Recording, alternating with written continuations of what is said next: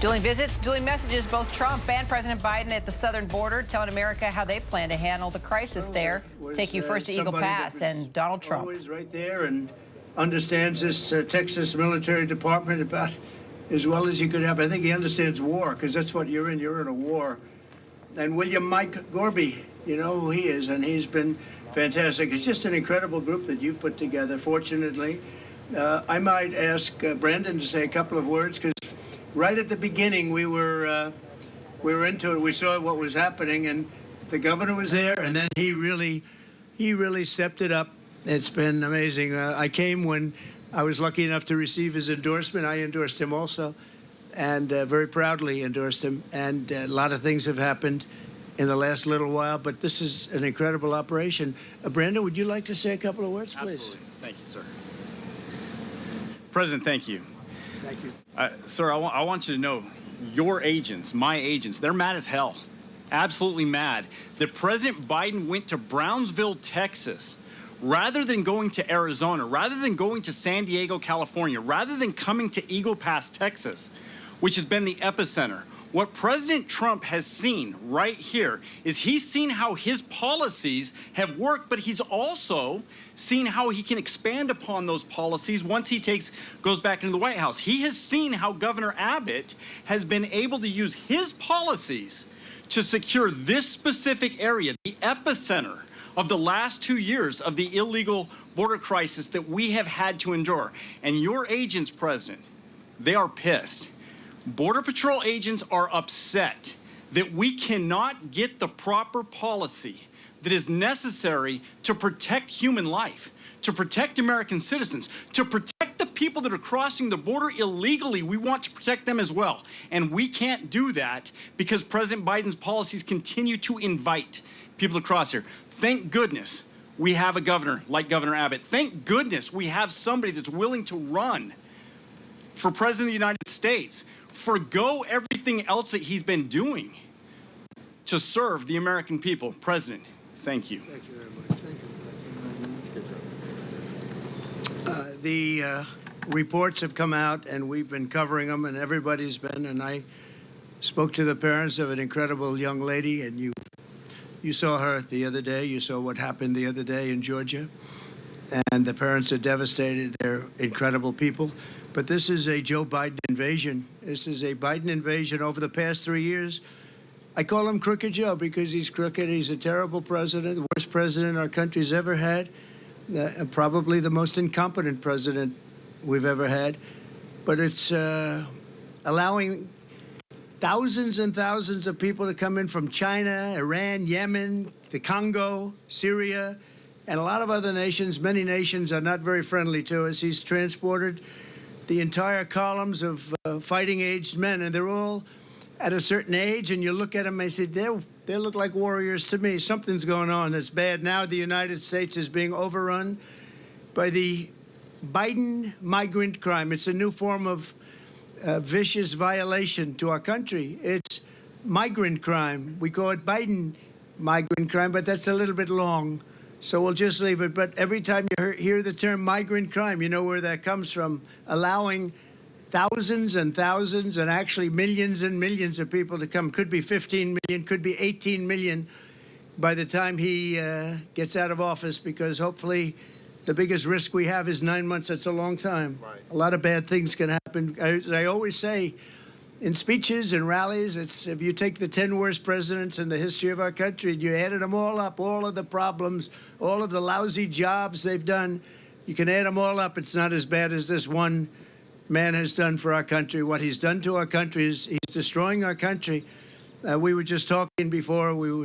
The general was saying, he can't believe what's happening. He can't believe it. It's so sad. Last year, almost half of all ICE arrests were criminal aliens charged for more than 33,000 assaults, 3,000 robberies, 6,900 burglaries, 7,500 weapons crimes. This is all migrant crime. 4,300 sex crimes, 1,600 kidnappings, and 1,700 homicides and murders. These are the people that are coming into our country. And they're coming from jails, and they're coming from prisons, and they're coming from mental institutions, and they're coming from insane asylums. and they're terrorists. They're being let into our country, and it's horrible. It's horrible. And, you know, I know many of the leaders of these other countries that are doing it, and it's not just South America. It's all over the world. The Congo, a very big population coming in from jails from the Congo. You look at the jails now, you take a look at the jails throughout the region, but more importantly, throughout the world. They're emptying out because they're dumping them into the United States. And these guys try and make like, oh, isn't it wonderful? They don't have a clue. I think they're looking for votes. They're looking for something. Nobody's really been able to tell me how anybody could want it. You know, you're always in business. You always want to understand the other side. You want to figure it out so you can do something that's good or bad, depending on what you're looking for. But nobody can explain to me, because everybody I speak to says how horrible it is. Nobody can explain to me how allowing millions of people from places unknown, from countries unknown, who don't speak languages. We have languages coming into our country. We have nobody that even speaks those languages. They're truly foreign languages. Nobody speaks them. And they're pouring into our country, and they're bringing with them tremendous problems, including medical problems. As you know, we had Title II, and we had different things to solve that problem, but they've terminated all of that. Even the judge couldn't believe it. The judge said, no, you can't do that. It would be horrible to do that. And he let it go. But he said in 6 months it expires. And it expired, and that's it. So I just think you're doing an incredible job. Just 1 week ago, a beautiful 22-year-old nursing student from Georgia was barbarically attacked, almost unrecognizable, while she was out on her morning run. She was a morning run. She was doing keep herself in shape. She was a beautiful young woman. She was a great person, best nursing student there was. I spoke to her parents yesterday. They're incredible people. They're devastated beyond belief. But she was beautiful, just so beautiful in so many ways, and brutally assaulted, horrifically beaten, kidnapped, and savagely murdered. The monster that charged in the death is an illegal alien migrant who was led into our country and released into our communities by crooked Joe Biden. He's crooked. I took the name away from Hillary because she's no longer relevant, I guess. She was terrible, but what he is doing is just unbelievable. Joe Biden will never say Laken Riley's name, but we will say it, and we will remember it. We're not going to forget her. It's been just a horrible story that we've had to live with for the last few days. It's hard to believe. And her parents are just, they can never be the same. Great people. Just 4 days ago, an illegal alien in Louisiana was arrested for brutally raping a 14-year-old girl while holding a knife to her throat. And he then allegedly robbed a man who was getting out of his car in front of his home and repeatedly stabbed him in the face and the back, in the face many, many times, before police found this person standing in the middle of a street, all covered with blood, standing over the blood of the man he was attacking. Last year, a sadistic illegal alien criminal who was released into our country by Joe Biden was arrested for raping an 11-year-old girl and strangling her to death in Pasadena, Texas. And shortly before she was murdered, she texted her father that someone was knocking at the door. He arrived home from work and found his daughter's body stuffed in a laundry basket underneath the bed. Horrible. Crooked Joe is the blood of countless innocent victims. It's so many stories to tell, so many horrible stories. 3 years ago, we had the most secure border in history. Brandon was saying it. The general was saying it. We had the most secure border, and people weren't coming because they knew they weren't going to get in. And we weren't promising free education, free medical, free everything. I mean, all the promises that are made, no wonder they come. I mean, you look at what this Governor Newsom from California, isn't that his name, Newsom? What he's done to California is unbelievable. People are pouring in. They think they're going to get medical aid. And our soldiers, our vets aren't being taken care of. But people that come into our country illegally are. We ended catch and release. We built 571 miles of border wall, much more than I promised I'd build. And in addition, we purchased another 200 miles. And they sold that, much of it for 5 cents on the dollar. And it's the best wall, the same wall that you're using, because the governor's now building a lot of wall also. And it works. Walls work. Walls and wheels, I always said. It's one thing never gets obsolete, a wall and a wheel. Everything else is obsolete about 2 weeks after you come up with it. And we got Mexico to give us 28,000 soldiers to take care of our border. We had the safest border in the history of our country, and now outside of this area where Texas has done an amazing job, and in a pretty short period of time, they're going to have it all covered. They have just been incredible. The operation that they showed me is nothing less than incredible. And I'll say this, it's a military operation. I mean, we have this is like a war. It's a military operation. So we had remain in Mexico. Remember that? You can't come into our country, and Mexico agreed to it. And I'll tell you someday, I'll tell you why. Safe third agreements, asylum bans, Title 42, and rapid removals. But Title 42 was so important, rapid removal so important. But the best was remain in Mexico. You stay in Mexico. We had catch and release in Mexico. We had catch before that. It was catch and release a criminal, and they released him in the United States. We had no more catch and release. Our catch and release was we released him in Mexico. And if you broke the law, we caught you, we deported you, or we did something else. But we were doing a great job, and that's where it stood. And then we had an election that we ended up getting many millions of more votes than we did. We did much better in 2020 than we ever even thought about doing in 2016. And very bad things happened. And from that moment on, it was a whole different ballgame in Texas and all over. But the governor in Texas picked up the ball, and they've done an incredible job. And I'll tell you, it's an honor to be here. I brought some people here, some executives from New York, because they're marveling at it, too.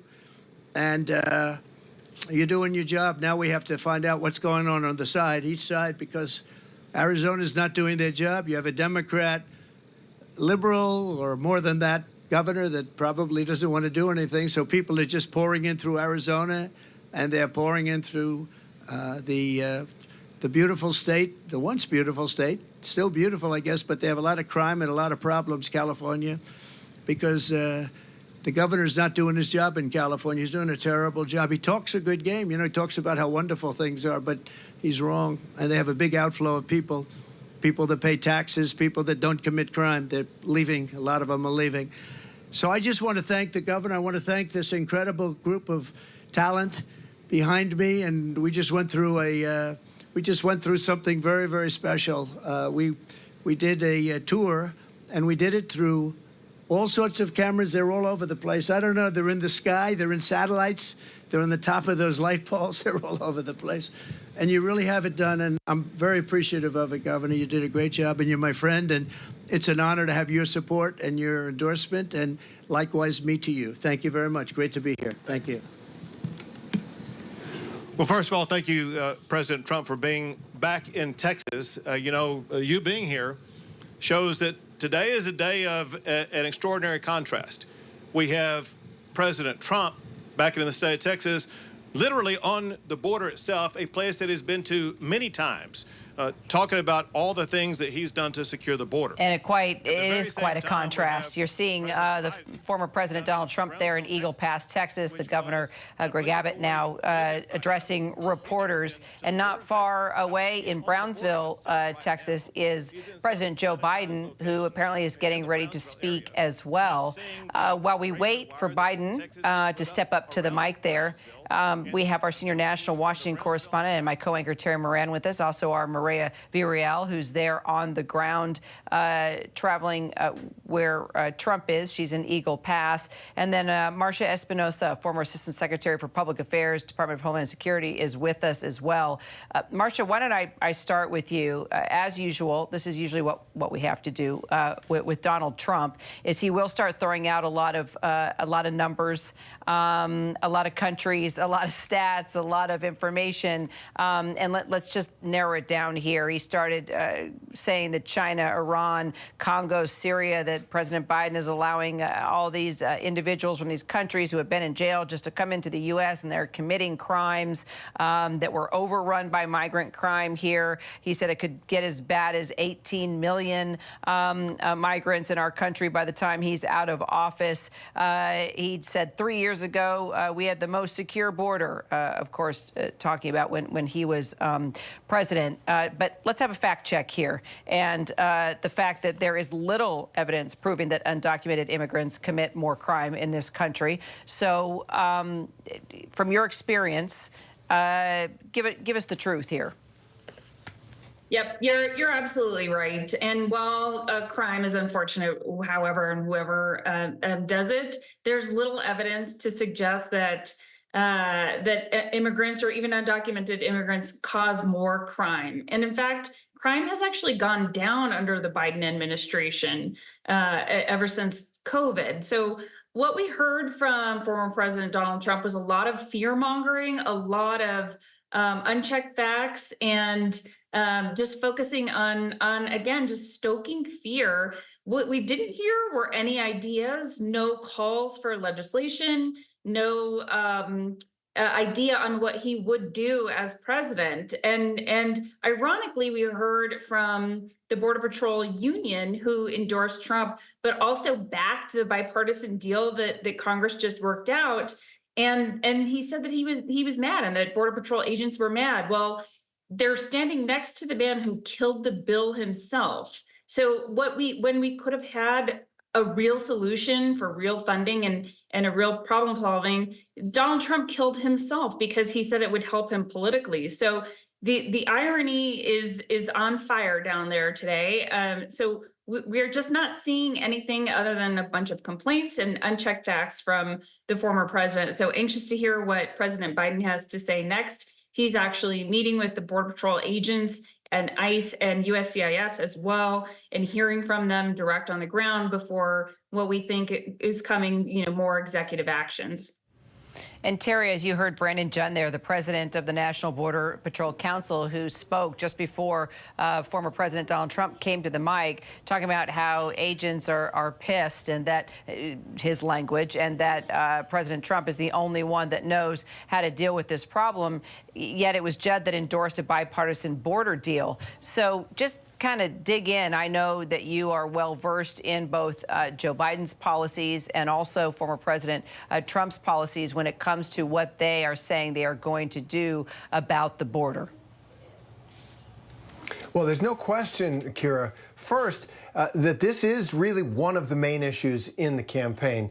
And it's because it really has risen to the point of a crisis, not just along the border, although people and communities on the border have been dealing with this for years. It is now really across the country, big cities, small towns, and a sense of chaos and disorder in the country at large. American people still, polls show, are widely supportive of the traditional American attitude towards immigration, which is welcoming and generous policies, but they don't like the disorder, the sense that they are left out of the equation of how we should have the kind of border and the kind of immigration policy that we want. And so what we're hearing from Donald Trump are those political instincts honed to a knife's edge. He's going to go after this.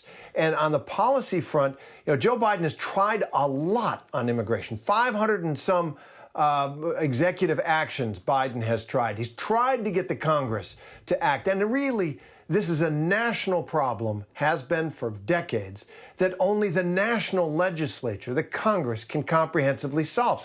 And the Congress is broken. It doesn't do it can't accomplish large things anymore, mostly because of the deeply partisan divide. So Biden has tried with executive actions, but what he has done hasn't worked. He's had to shift tact. If you remember, he came into office finding the Trump policy deeply inhumane, issued an executive order, tried to start walking away from the Remain in Mexico policy that Trump was talking about. But as the tide of migrants continued to come, as they came from all over the world, Trump is right about that. There are greater numbers of migrants coming from other countries, getting themselves to Mexico because it seems they believe the door is open. Biden owns this issue. He's the incumbent president. There are lots of causes, many, many causes for the problems of immigration, but he's the president. Trump knows it. He's going to hammer him with it. But just because there are more people coming to this country from other countries, Terry, we should be clear, they're not all coming here and committing crimes. And that's the picture that Trump is trying to paint.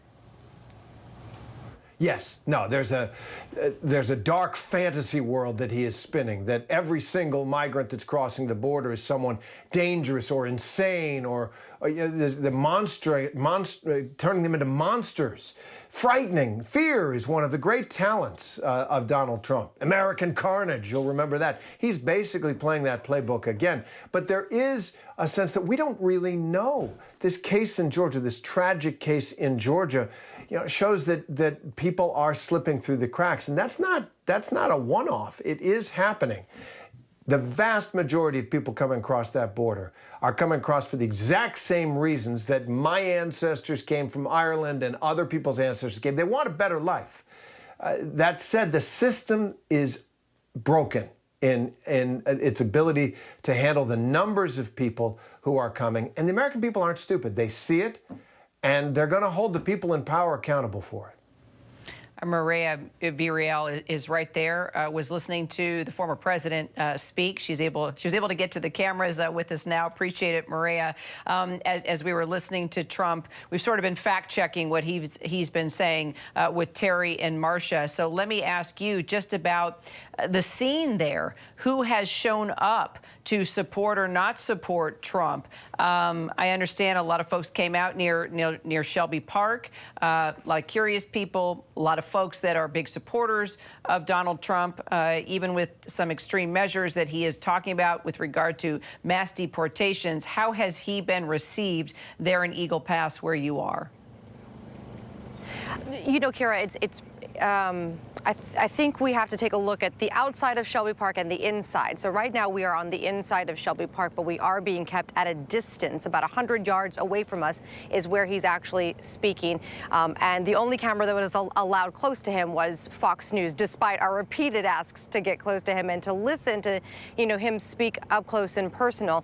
Outside of Shelby Park, there is a large amount of people that have come out here, dozens, that are here to support him, all very polite, all very courteous, but here to support former President Trump. What is interesting to me, though, is the people that are inside here who have been allowed to get close to the former president as he has come down to Shelby Park and Eagle Pass. I mean, predominantly what we are seeing is not the guys in green that we normally talk to, or the guys in navy blue for that matter. Those are the federal agents with Customs and Border Protection, or Border Patrol for that matter. What we are seeing are agents that are in tan uniforms, which is usually Texas DPS troopers, or in camouflage, and those people are the Texas military. So it's very clear who is standing behind President Trump while he is here visiting.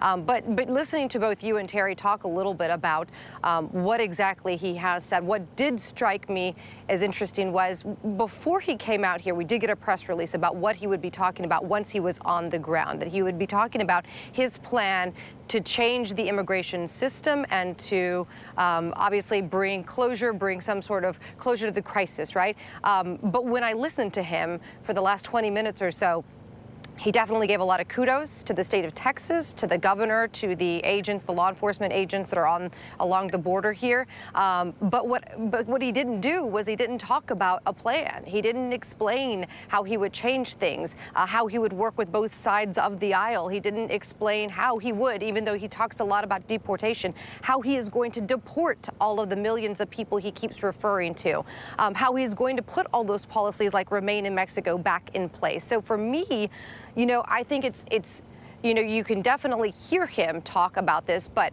giving an actual plan of how you're going to make all of that happen is what is absolutely missing from today's big press conference. So, Marcia, what do you think about the specific areas that Trump and his camp picked versus Joe Biden and where he and his camp picked to be? You've got Eagle Pass, Texas, where Trump is, and then Brownsville, Texas, where Biden is. Biden is getting a little heat for choosing an area that hasn't had as extreme of a problem than Eagle Pass. Your thoughts on that? Yeah, so you see Trump at Eagle Pass, which is where Operation Lone Star, the Texas operation, has been in full effect. And as Mireya mentioned, the governor and the National Guard are there, as well as the Border Patrol Council, showing Mr. Trump around. That that is an Operation Lone Star area, whereas in contrast, President Biden is in Eagle Pass, about 300 miles away. The Rio Grande Valley, or the RGV, has typically been one of the most hardest hit areas in terms of encounters. Now, I know that they are getting hit for going to Brownsville, but look, when you're planning a big trip for a principal, you don't want to go to where you are going to be pulling resources away from those on the ground. So, at the Department of Homeland Security, we wouldn't have sent our principals down to an area where we would be pulling resources away from where they're actually needed. So I think it actually makes sense that he's down there. Brownsville has an amazing operation where the city cooperates with both the state and federal operations, as well as local NGOs. So it really is a good model of how things are supposed to work when we cooperate, versus the scene we're seeing in Eagle Pass, where the governor of Texas is not working with federal officials, in fact, working pretty much against them. So, Terry, we've been talking so much about within the past 6 months plus how former President Trump has really been using the courtroom to campaign, blowing off the debates, blowing off fairs, visits, typical events that every presidential candidate wants to go to and woo voters. But he did pick Texas. He did decide to come and give remarks and have dueling appearances here with the president. Why do you think he chose this setting, this topic, this place? Well, Kira, I think he can read the polls, and he has this great visceral sense of what the most inflammatory and the most emotional possible issue can be, as he kind of stirs that American carnage message, that sense that you are in danger. You should be afraid. You should be enraged. You should be full of hatred. And I am the one to lead that. That is his trademark approach. He's quite good at it. The courtroom scenes, he stirs everything into this message. He is the most talented politician in the country, has been since he came down the escalator in 2015, and he's doing it again. All right, Terry, stay with us, everybody. We're taking out a Biden who just started speaking in Brownsville, Texas. In Texas history, with more than 1 million acres of Texas land burned. From the start, I directed my team to do everything possible to help protect the people in the communities threatened by these fires. In response to specific requests made from the state, we already have more than 500 federal personnel here working on fire suppression. That includes the deployment of 100 federal firefighters and more on the way, as well as dozens of additional fire engines, air tankers, small planes, helicopters to help fight the flames. And FEMA has already guaranteed that Texas and Oklahoma will be reimbursed for the cost of keeping folks safe. And we're grateful for the brave first responders risking their lives to save others. And we urge folks to listen to the warnings from the local officials, listen to them. I've flown over a lot of these wildfires since I've been president. Matter of fact, I've been a helicopter in the west and the southwest and northwest, flown over more land burned to the ground, all the vegetation gone, than the entire state of Maryland in square footage. The idea there's no such thing as climate change, I love that, man. I love some of my Neanderthal friends who still think there's no climate change. Well, my administration is going to keep building on the progress we've made fighting climate crisis, and we're going to help folks rebuild themselves in the wake of these disasters. And we rebuild to the standards that are up-to-date standards and building codes and the rest. Because if you fly over these areas that are burned to the ground, you'll see in the midst of 20 homes that are just totally destroyed, one home sitting there because it had the right roof on it. And anyway, since I took office, FEMA's provided Texas alone over $13 billion in 3 years in disaster relief after fires and winter storms across the state. And when disasters strike, there's no red state or blue state where I come from. They're just communities and families looking for help. So we're standing with everyone affected by these wildfires. We're going to continue to help you respond and recover. Now, turning to the purpose of my visit. I want to thank Congressman Gonzalez. There you are, pal. I thank him. I thank him for the passport into his district, but he's been a great partner. I also want to thank Mayor Cowan for his partnership, and I want to thank County Judge Trevino for over 30 local officials who've joined us here today. No one works harder for a safe, secure border than all of you. And Secretary Mayorkas has joined us today, and he's joined by 7 mayors and cities and towns across South Texas. 4 county judges here from across the state. I told the county judge that I used to be a county official. It's the hardest job in American politics. You know why? They think you can do everything, you don't have the budget. So anyway. And the 2 leaders from the Texas legislature, State House Leader Trey is here, Trey Martinez Fisher, and the State Senate Leader Carol Alvadero. And all the other local officials that are here today, I want to say thanks. Folks, it's real simple. It's time to act. It's long past time to act. I just received a briefing from the Border Patrol at the border, as well as Immigration and Enforcement, asylum officers, and they're all doing incredible work under really tough conditions. Really tough conditions. They told me what you already know, and we already know. They desperately need more resources. Say it again, they desperately need more resources, need more agents, more officers, more judges, more equipment in order to secure our border. Folks, it's time for us to move on this. We can't wait any longer. Folks, on my first day as president, I introduced a bill I sent to Congress, a comprehensive plan to fix the broken immigration system and to secure the border. But no action was taken. Then months ago, my team began a serious negotiation in a bipartisan group of senators, leading conservative Republicans and progressive Democrats. And it resulted in a compromise bill. It's the toughest set of border security reforms we've ever seen in this country.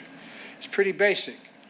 With this deal, we could hire 1,500 additional border security agents, 1,500 additional officers, and between ports of entry. For the last 4 years, staffing has been roughly that, flat, just flat. Agents working overtime, spending long hours patrolling the border, making major sacrifices.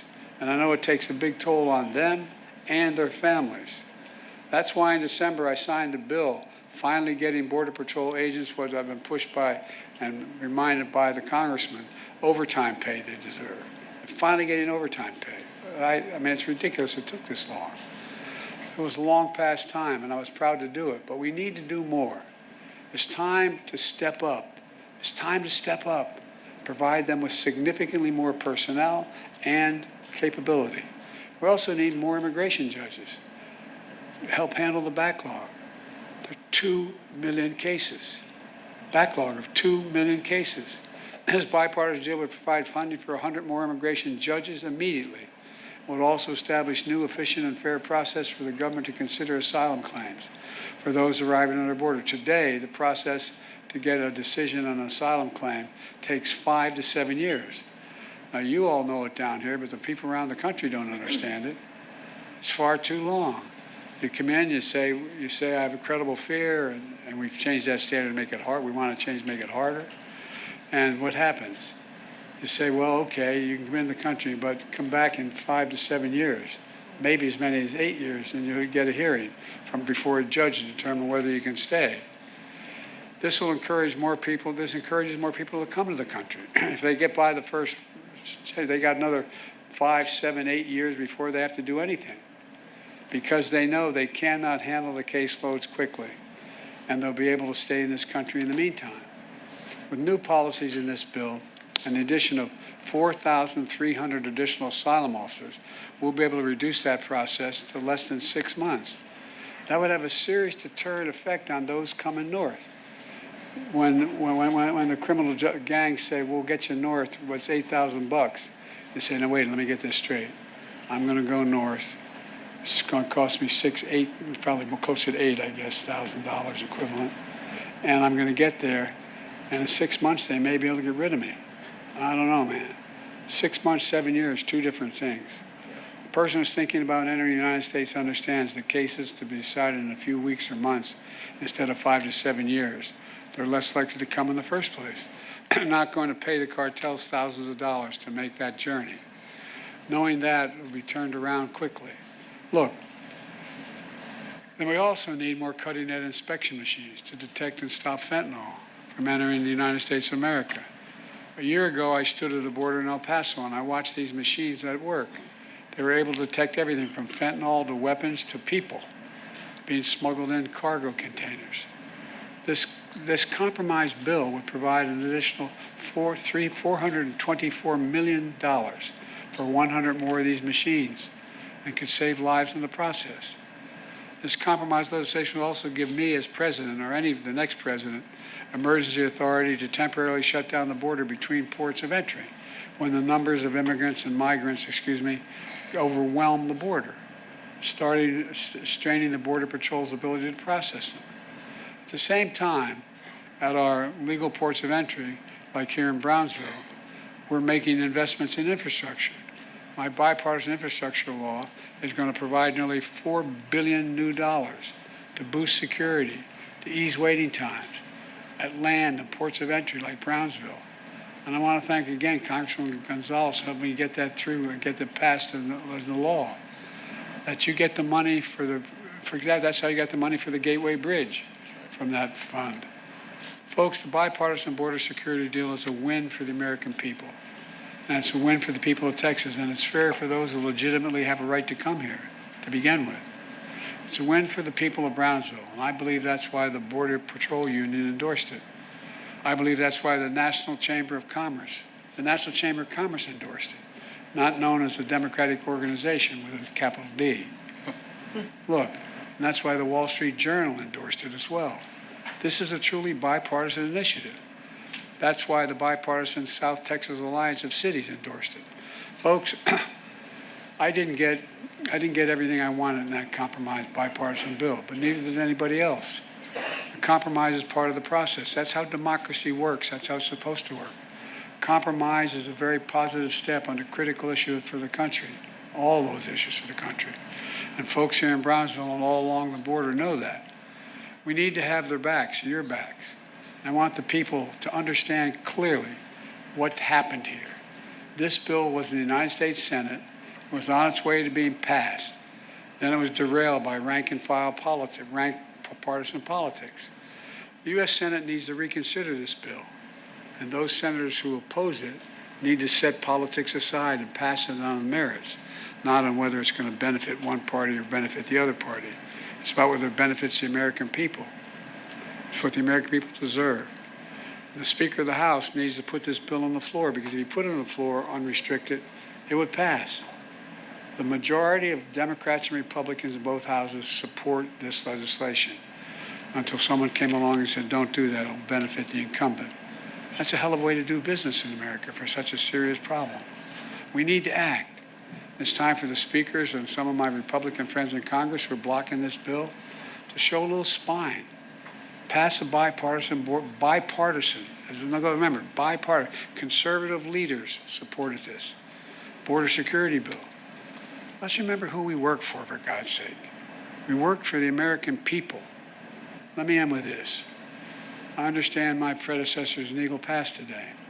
So here's what I would say to Mr. Trump.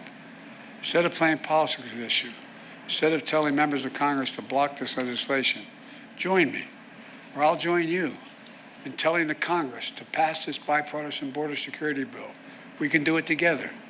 You know and I know it's the toughest, most efficient, most effective border security bill this country has ever seen. So instead of playing politics with the issue, why don't we just get together and get it done? Let's remember who the heck we work for. We work for the American people, not the Democratic Party, the Republican Party. We work for the American people. And let's remember who we are. We're the United States of America. No, I mean this. Think about this. There's nothing beyond our capacity. Nothing when we work together. And if all things we should be working together on is this, we have the formula to get it done. God bless you all. May God protect our Border Patrol and God protect our troops. Now I'd like to turn this over to Secretary Mayorkas. Thank you.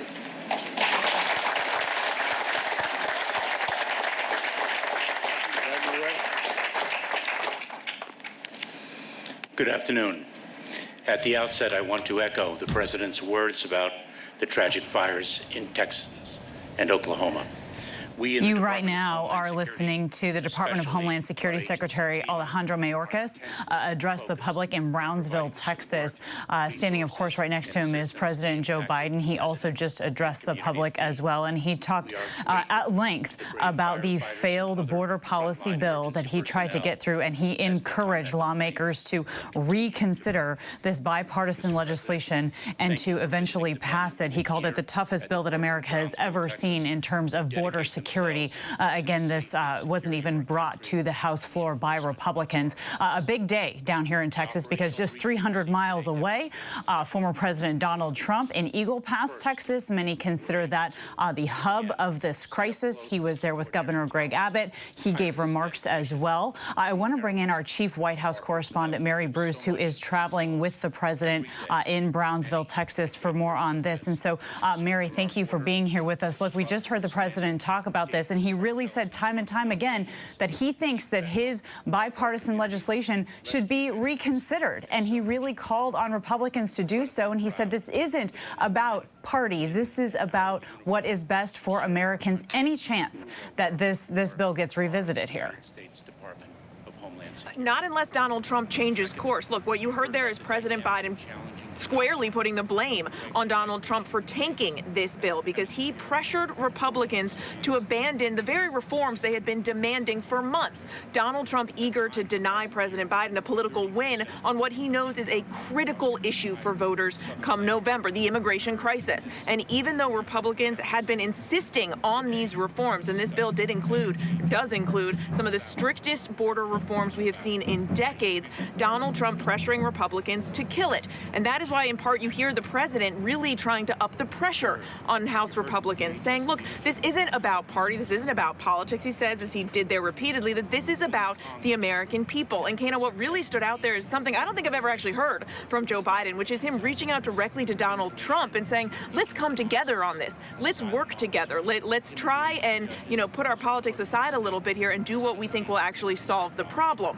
The issue is that politically, both Donald Trump and Joe Biden are trying to own this issue come November. It's part of the reason why we have this remarkable stark split screen here of both of them here visiting the border today. They both know that this issue is so critical to so many voters, and they want to be out in front of this. Biden knows that this issue has become a political liability for him, given the surge that we have seen here at the border during his administration, and he is trying to use this opportunity, use what is happening in Washington to turn the tables and make it clear to voters that Republicans own the inaction here, that Donald Trump is responsible for inaction, not him. That's the argument the president's making today, Kana. He is certainly trying to make that argument, Mary. In the meantime, though, we know many of the American people will hold Biden himself accountable for this crisis at the border. And Mary, as you know, this is only his second trip down to the border, and he is catching a lot of criticism today about his choice to go to Brownsville. How is the White House responding to that criticism? We have provided asylum. Yeah, it's interesting, right? We are here in Brownsville, Texas, not in Eagle Pass, where Donald Trump is. Eagle Pass, of course, has been noted, as you did there, as really being a hot spot for this crisis. It has far more crossings and apprehensions right now than this area in Brownsville. The White House is defending the decision to come here. They say that the president is still able today to get a clear picture, a sense of what is really going on. They also stress that what's happening in this area of Texas is a good representation of what happens when state and local and federal officials can all come together and work hand in hand to address some of these issues. But it is certainly something that the White House is facing some pushback on. But then again, I suspect they also knew that Donald Trump was going to be in Eagle Pass today. I don't think they want the two leaders that close to each other. But it is something they're getting some pushback for. No question about that. Right, wouldn't that be something? And we know that Donald Trump's trip was planned first here, and then President Joe Biden deciding to go second. But one thing he also talked about today, because he talked a lot about policy, Mary, and we did not hear a lot of policy talk when Donald Trump spoke. And another thing that President Biden brought up is their efforts to curb the fentanyl coming into the United States through the border with Mexico. And he said that is also part of this bill that he would like to be reconsidered. How important is that to Democrats to highlight the fentanyl problem here? It's critical. Look, I think that there are so many. This is such a complicated issue, right? There is no question about that. Actually, local officials that we've talked to here note that, look, when it comes to the opioid crisis in this country, the drugs that are coming across this border here behind me aren't necessarily doing damage to this community. They're damaging other areas in the country. That this is simply, one of the places where these drugs are coming in. It is a huge priority, I think, for both parties to try and stem the flow of this. There's a lot in this bill, and it's why the president is highlighting all of this.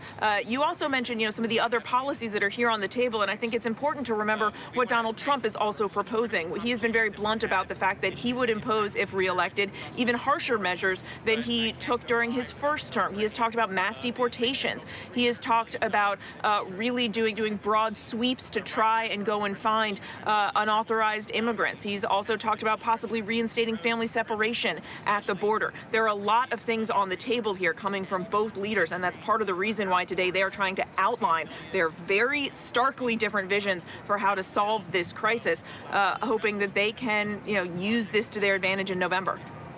Yeah, and he also talked about his Remain in Mexico policy, which many view as very controversial. So, Mary, let's talk quickly, if you can, about who they were flanked by today. You saw President Biden there, flanked by our Department of Homeland Security Secretary Alejandro Mayorkas, who, of course, they were trying to impeach him. The Republicans were trying to impeach him. And then we saw Donald Trump, who was flanked by the president of the National Border Patrol, Brandon Judd. And he had some harsh words. He said, we are very mad. I actually have to edit what he said. He was very upset. But, Mary, the Border Patrol Union backed this legislation that wasn't even brought to the floor by Republicans, yet he stood there with Trump today. Yeah, and Kana, we talked to actually a member of that union today because, as you note, they did back this bipartisan legislation. And I asked him point blank if they hold Donald Trump responsible for that bill that they backed failing. And he said, no, look, people have various reasons for opposing this bill. He said, look, it wasn't perfect, but it certainly was a step in the right direction. But he also was very blunt in saying that having covered the border for several decades, that he believes that this crisis will be was better managed under President Trump than it is under President Biden. So it is pretty remarkable that even though Donald Trump in many ways was behind and responsible for tanking this legislation, even those who supported that legislation are not turning away from Trump because, as this member of the union that I talked to said and put it quite frankly, ultimately Joe Biden is responsible. He is president. The buck stops with him. Oh, that is very, very interesting. Mary Bruce, thank you so much for your time. Thank you for joining us there from Brownsville, Texas today. Also along with us is our ABC News' Maria Villarreal, who is traveling with Donald Trump. She is in Eagle Pass, Texas, and Maria, of course, this is an area of the country that I know you know very well. You've taken many trips to Eagle Pass. And so I'm hoping, first of all, you can sort of set the scene for us. What is it like as Donald Trump is down there today, flanked again by the president of the National Border Patrol and the Texas governor, who is essentially showcasing what he has done there in Eagle Pass? Well, let me tell you, cell service here is not easy to get, and that is because we do have a lot of people that have come to the border in order to be with or be close to the former president, Donald Trump. He obviously took a tour with Texas state troopers and the governor as well, and he met with the Texas military while he has been here on the ground. I mean, for him, he has supporters here. I mean, this is conservative area of Texas, and so he does have people that are standing outside of Shelby Park that are here to support him peacefully, that is. But definitely you can tell there are people missing from the crowd, and those people are usually wearing those navy blue or those dark green uniforms, and those are the federal Border Patrol agents as well as the U.S. Customs and Border Patrol agents, and that just has a lot to do with the rift between President Donald Trump, or former President Trump, as well as with the feds at this point. And Maria, we heard Donald Trump essentially laying all of the blame for this border crisis at the feet of current President Joe Biden. He's saying many American people will do that as well. But Maria, when President Biden talked, essentially he reached out in his speech saying to Donald Trump, let's work together on this, because Maria, we know that it was Donald Trump's influence over the Republican Party that helped keep that legislation from passing. And so how do you think the Trump team potentially could react to something like that from Biden saying, let's work together on this? They like Trump. Could you believe it? So here, basically we've heard media outlets all day long talking about why Trump chose to come to Eagle Pass and why Biden was in Brownsville. I think what we saw was the Biden administration heard those criticisms and decided to come to the table with exactly what we've been talking about all day. What voters have continued to tell us, both on the red side and the blue sides of these aisles, is listen, we get it. We're not going to agree on everything, but we need a compromise right now because we don't want to see things get out of hand yet again. And so I think the Biden administration definitely heard those criticisms, because at the end of his speech, after talking about obviously the border security deal, after going into detail about what they're asking for and how it could impact immigration on a larger scale, then he spoke directly to former President Trump. He basically said, join me or I will join you. And then he reminded him who we work for. And for me, listening to him, this was the most candid and the most fluid that he was. He went off script, it sounded like, and he really encouraged former President Trump to come to the table and talk about this. Listen, we know that this is the singular issue that the former president is going to run on and has continued to. He loves to touch the border wall. He loves to walk along the border wall. He loves to talk about it no matter where he is in the country. So for me, do I see him sitting at a table and talking immigration with the current president? Probably not, because if he did, what else would he have to run on? Well, and Maria, as you know, that many Americans across this country, even Americans that are nowhere near the southern border, view immigration as the #1 issue heading into November. In fact, there's a lot of people that say that it ranks higher than the economy in many states. So to hear these words from Donald Trump to say, essentially, I promise you to the American people that our border will be more safe if I am in office, is quite a statement. And Maria, he linked a lot of crime, and he said that essentially there's the blood of countless victims on Biden's hands. You know, he did say that, and that really made my ears perk up, and here's why, is because he kind of gave a vague statement, but then when he gave specific examples, he talked about Laken Riley, for example, that just happened. Then he went so far as to name 2 other examples, one from last year and then one from 3 years ago. What strikes me is that you're trying to paint this umbrella picture of what migrant crime might be. And he's trying to coin a new term, hoping that that will catch on, especially on social media. All of that does is incite people even more and enrages them. And here's the other thing, Kana, we've talked about this before, is the idea that immigration is a very complicated issue. We're talking about a lot of things, asylum seekers, we're talking about deportation, key words like, remain in Mexico. Most people don't understand the system and how it works. And so when you scare them, that forces them, right? That encourages them to go to the polls because they are so scared of what they don't know, rather than diving in to really the intricacies of this. I mean, listen, I think that Trump definitely spoke from his heart. He definitely spoke about what he is passionate about, and it is immigration. I am concerned, though, that he is painting a very broad picture of what all migrants are, what all immigrants are, and that could definitely be detrimental. And Maria, I'd love for you to just talk for a moment, if you can, about the time that you've spent there at Eagle Pass, how much you've covered this, and the people that you're talking with today prior to Donald Trump coming. What are you hearing from them? Do they think that Donald Trump and his policies are the answer to border security? Kana, listen, I take the temperature based on not just the coverage, right, us going down and talking to these people along these border communities, but really my family and friends, because they still live in the Rio Grande Valley. I talked to my mom last night, for example, and asked her how she felt about both Biden and Trump, both going to different parts of the border. And one thing she said, and what I'm hearing from a lot of people is, like, listen, we love that we are going to try and tackle immigration, but really, are we going to tackle immigration? I don't care if it's coming from Biden. I don't care if it's coming from Trump. What we want is some sort of compromise and resolve. And the concern is that this issue is once again a political piñata, which means people continue to hit it from both sides of the aisle, and nothing is happening except people going to the polls and voting because they are so scared, or for that matter, they are so enraged. So the concern is, will voters be heard in this moment? Will that encourage them to go to the polls and vote? And if it doesn't, where do we stand with immigration 6-8 months from now, once we are done with the election year?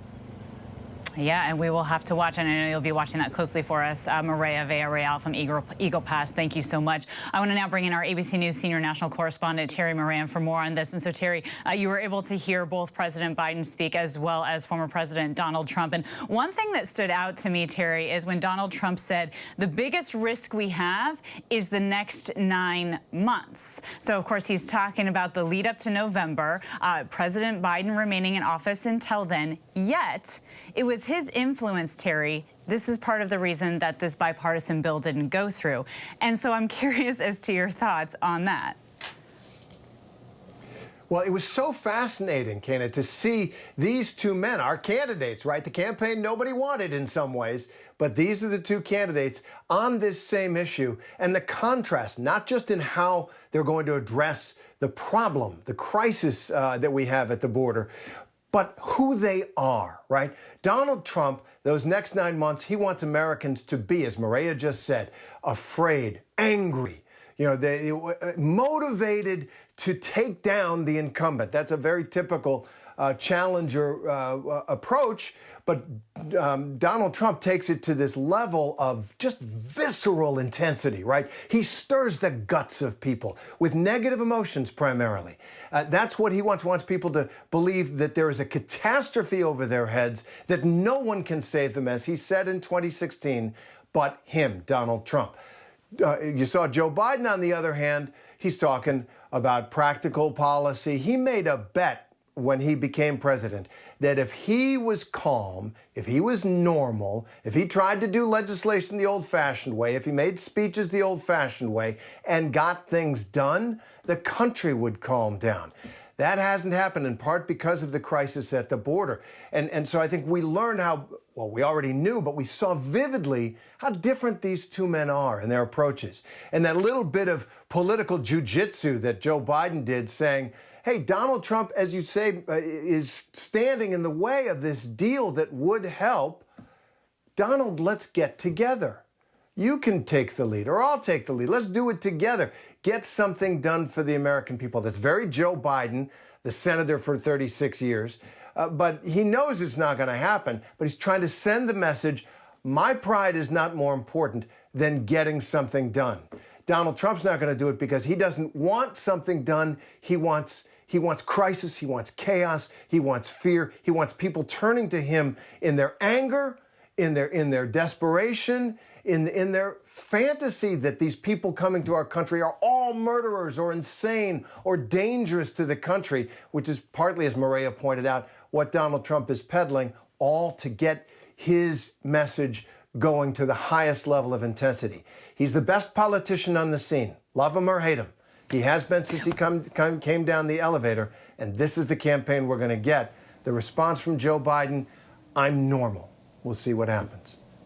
Well, and Terry, I mean, do you think, though, that despite the fiery language there from Donald Trump, that he does have the pulse on the American people when he's talking about the murder of Laken Riley, for example? There are a lot of Americans that are outraged over that situation when the man accused is someone that they claim is in this country illegally and had been arrested more than once. Do you think that Donald Trump, again, has his pulse on how the American people are feeling about that incident? Yeah, Kana, absolutely. On that case, every American, almost every American. It's horrific. And the President of the United States is in charge of our border. And it's a big job. It's a big, complicated issue. A lot of obstruction. The Congress doesn't work. But he's the incumbent. The buck stops in the office with no corners. And so, yes, he's going to own all the bad stuff that happens from the failure of his policy and his predecessor's policy. Donald Trump was helped by COVID.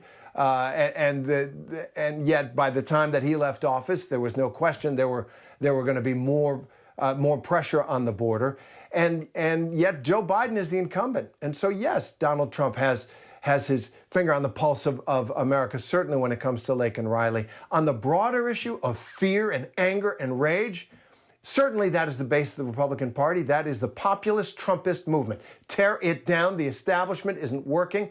Get them out. Let's get a strong man in there who can have mass deportations, who can build a wall, who can take hold of things regardless of our history, our values, or anything. We need somebody who can take control Joe Biden is a very different candidate who says, let's use the democracy the way it should be used. Let's pass laws. Let's try and get on top of this, and let's hold on to our values. That is the contest. Who has the upper hand? There is a vast muddled middle always in the country. They're the ballast in the ship of state. They're normal. They don't want a national divorce or a civil war or to rip each other's face off. They don't want carnage and they don't want failure. They're pragmatists. And where they go, the presidency will go. And Terry, we heard President Joe Biden say time and time again, essentially blaming Congress for part of this bipartisan bill not going through. And he talked a lot about how Congress can make the change here at the border. But Terry, what about President Biden taking executive action here to do something, especially in this election year? Well, he has a problem, Kena. He's the president, and he came into office wanting to have a comprehensive approach to immigration, and he kind of lost control of the border. There's no question that the sheer record numbers of people coming across are in part because people around the world feel the door is open to America, and that's one of the reasons we have such pressure there, such intensity around this issue. He is the incumbent. He's going to own that. Kena? And the American people will hold him accountable. Terry, thank you so much for your time. We appreciate it. We also today are now following the latest news out of the Middle East. The IDF is now responding to accusations from the Hamas-run Ministry of Health that the IDF opened fire on hungry Palestinians that were waiting for food and aid in northern Gaza. Well, a stampede erupted, reportedly killing over 100 civilians, injuring hundreds more. IDF officials are telling ABC News that a crowd looted the aid trucks and approached troops in a manner that, quote, posed a threat, and that those troops responded with live fire. But Israeli officials insisting its forces did not fire at people seeking aid. President Biden today saying that the White House is looking into this, adding that the incident will likely now complicate ceasefire negotiations. A U.S. official telling ABC News that the Biden administration is also considering airdropping aid into Gaza. Of course, this as the war is reaching a grim milestone. More than 30,000 people have been killed in the Gaza Strip since the start of the conflict. Again, that is according to the territory's Hamas-run Ministry of Health. ABC News foreign correspondent Tom Sufi-Burridge is in Tel Aviv and is joining us with more on this. So, Tom, look, there's two very different accounts from the IDF and the Hamas-run Ministry of Health on today's deadly stampede. I know that you just had a chance to speak with an IDF spokesperson. Have you gotten any clarification on what actually happened there? Well, I think there are two very different versions of events. I mean, what we can say for sure, Kena, is that those aid trucks were moving through Gaza. There was real chaos around them. There was a huge crowd. We can definitely say that there was huge desperation right up in northern Gaza. Very little humanitarian aid has been getting into that part of the Gaza Strip in recent weeks. Now, what the IDF is saying is that many people were crushed by the trucks, crushed by the crowd, and only later their troops, using a tank's machine gun, opened fire at some people who were approaching the tanks and that Israel describes as threatening. But what's not clear really is at what point that fire, that gunfire, which Israel claims was warning shots, contributed to the chaos, contributed to the death toll, and it is still a confusing picture on the ground. All right, Tom Sufi-Burridge, our thanks to you, and I know that you will continue to investigate that as the day goes on. Coming up next here, the Rust shooting trial. It enters day 6. We have some new behind-the-scenes video that shows Alec Baldwin and the crew allegedly pointing weapons at others and handling firearms, quote, incorrectly before that shooting happened on set. More after the break.